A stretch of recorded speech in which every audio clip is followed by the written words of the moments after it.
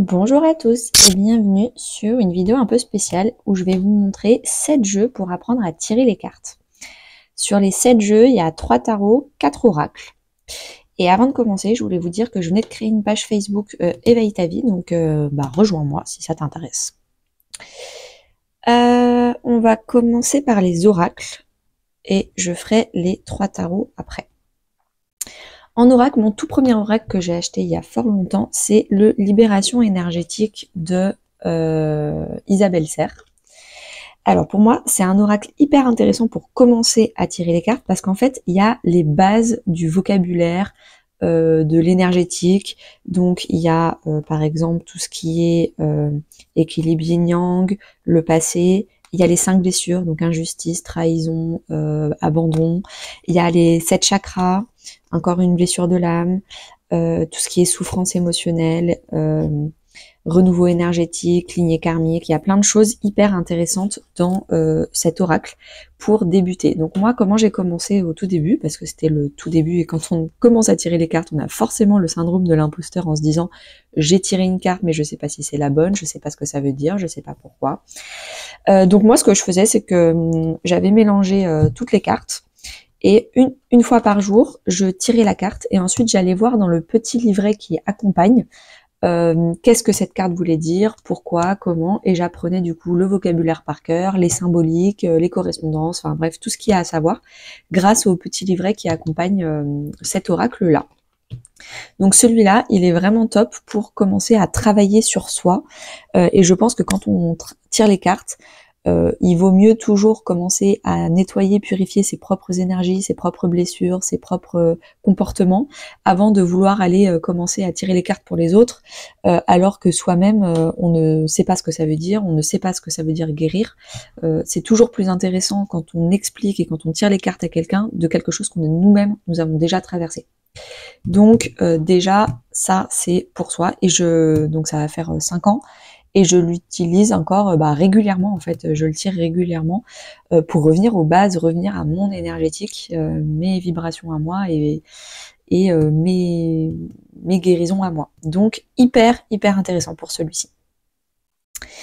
Le deuxième oracle que j'ai acheté, c'est l'Améodec. Donc celui-là, il fait plutôt référence à l'astrologie, mais les deux tirés ensemble, c'est une bombe atomique tellement c'est incroyablement libérateur et parlant. Donc l'Améodec, alors celui-ci il se trouve à la Fnac, il se trouve partout. Si vous voulez, je vous mets le lien, un lien pour l'acheter en ligne en description. Celui-ci il se trouve sur Etsy. Donc c'est que sur une plateforme en ligne parce qu'il est fait par une créatrice et il est vraiment dans l'astrologie. Donc lui, ça fait 5 ans, je crois que je les ai achetés à un mois d'intervalle, et après j'en ai pas acheté pendant 1 an parce que j'ai tourné que avec ces deux-là pendant 1 an. Et 1 an passé, quand moi j'ai guéri la plupart des choses qu'il fallait que je guérisse, là j'ai commencé à avoir une folie frénésie, enfin une vraie folie d'achat, et là j'en ai, je pense, plus d'une 50aine de jeux de cartes. Mais pendant 1 an, j'ai tourné avec ces deux-là et ça m'a bien amplement suffi pour guérir et comprendre beaucoup de choses. Et en plus, pour me mettre à niveau au niveau du vocabulaire, des compréhensions, de qu'est-ce qu'il faut que je comprenne, qu'est-ce que chakra ça veut dire, les couleurs, les numéros, la numérologie, tout ça. Alors, là, on a les 4 éléments, donc air, terre, feu. À chaque fois, on a des mots-clés pour comprendre. On a toutes les planètes, Vénus, Mars, Pluton, etc. On a toutes les maisons astrologiques. Donc là, j'ai fait une formation sur les maisons astrologiques qui est dans ma playlist formation. C'est une petite vidéo qui dure 15 minutes, je crois. N'hésitez pas à aller l'écouter. Donc normalement, on a 12 maisons astrologiques parce qu'il y avait les 12 planètes comme quand nous sommes nés. Et on a chacun une planète dans une des maisons astrologiques.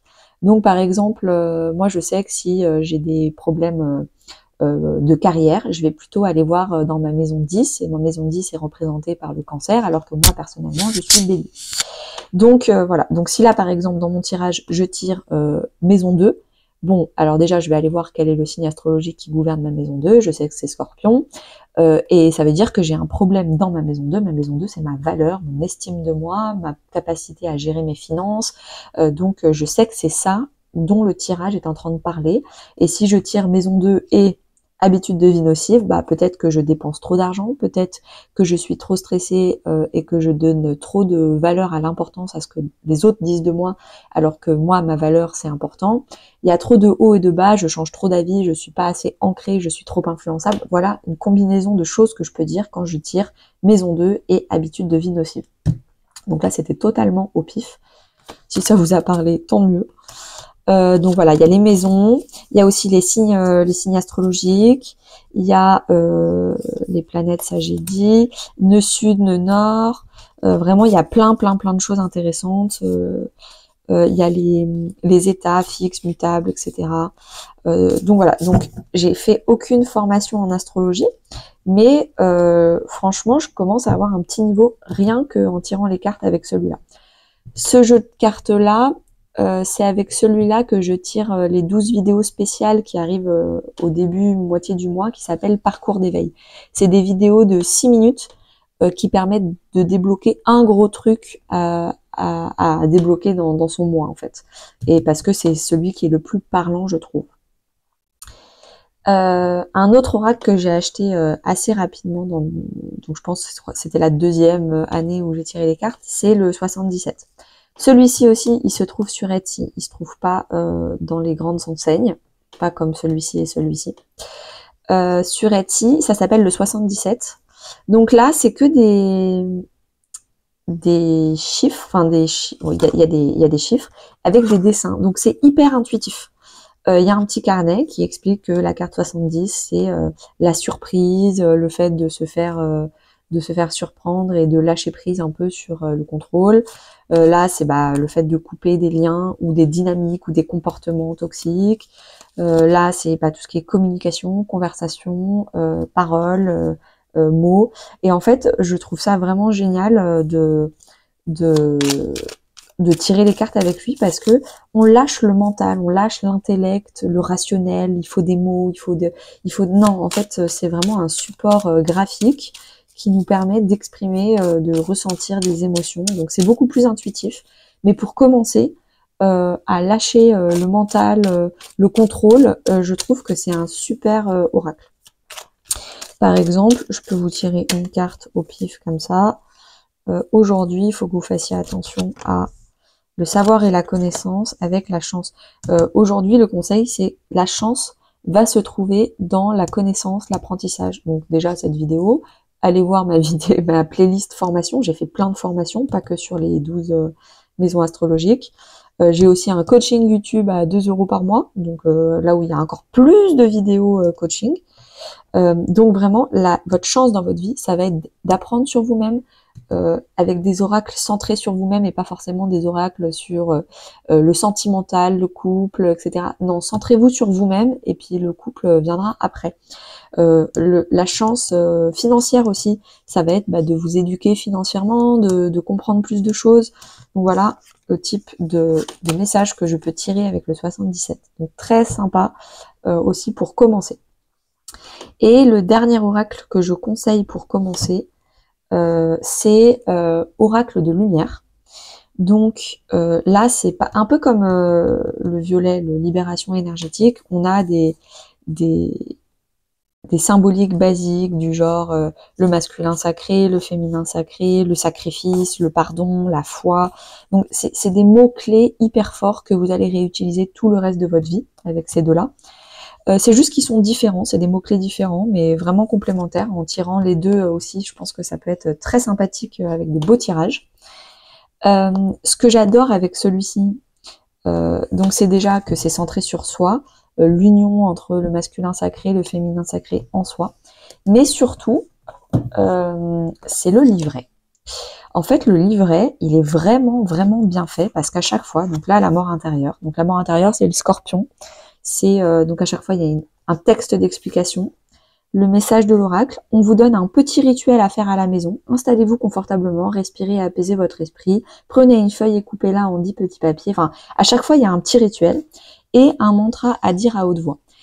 D'une façon générale, je vous conseille pour les mantras ou les citations importantes de les dire à haute voix pour que vos cordes vocales vibrent la vibration importante à vibrer. Pas juste se le dire dans la tête, mais... Donc j'accueille en ce jour la mort symbolique afin de renaître à une part plus lumineuse et plus consciente de moi-même. Donc voilà, donc il y a plein de... À chaque fois, chaque page, c'est la carte, le texte d'explication, le message qu'il faut que vous compreniez, un petit rituel et le mantra. Et pour commencer, je trouve ça vraiment très chouette. Donc là, on a fait tous les oracles. Je vais les mettre de côté. Et puis, on va faire les tarots. Alors, mon tout premier tarot, c'était celui-ci. C'est le tarot des anges de Dorine Virtue. Le tarot des anges de Dorine Virtue, en fait, c'est un tarot où les épées, c'est l'air, les bâtons, c'est le feu, l'eau, c'est les coupes, et la terre, c'est les pentacles. Donc, il y a une petite correspondance à faire, mais franchement, c'est simple.